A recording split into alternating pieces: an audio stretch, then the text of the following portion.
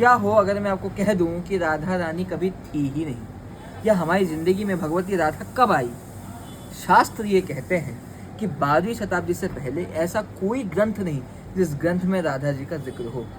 सबसे पहले एक प्रकृत भाषा का ग्रंथ हड़ शतकम में नायक और नायिका के रूप में एक नायिका को कृष्ण के बराबर राजा हल ने रखा। ये हल सतवाहन वंश के राजा थे। उसके बाद समग्र संस्कृत इतिहास में राधा कहीं नहीं थे। फिर आता है 8वीं शताब्दी। जगत गुरु शंकराचार्य मथुरा पहुंचते हैं। मथुरा पहुंच के जगत गुरु शंकराचार्य एक रचना करते हैं अच्युताष्टकम। उसमें वो कहते हैं अच्युतम केशवम राम नारायणम कृष्ण दामोदरम वासुदेवम हरि श्रीधरम माधवम गोपिका वल्लभम जानकी रायकम रामचंद्र भजे। इसी कविता के आगे वो कहते हैं इंदिरा मंदिरम राधिका में राधितम। पहला शब्द राधिका वहां से आता है जगत गुरु शंकराचार्य के साथ।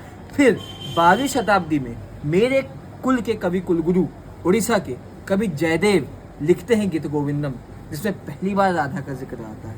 और वो तर्क देते हैं ब्रह्मवैवर्त पुराण, गर्ग संहिता एवं कुछ अंश के भागवत का।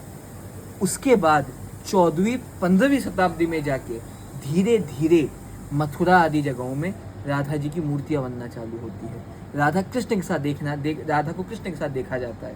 इससे पहले राधा और कृष्ण कहीं नहीं थे। यहाँ तक कि मथुरा में जो सप्तनिधि बनाए गए बज्रनाभ के द्वारा, उनमें से किसी मूर्ति में राधा जी का कोई जिक्र नहीं है।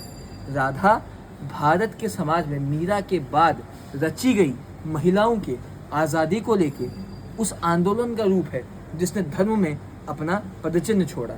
इसके बारे में और गंभीर विषय और सारगर्भक तत्व इसी चैनल पे आगे आपको बताया जाएगा। धन्यवाद।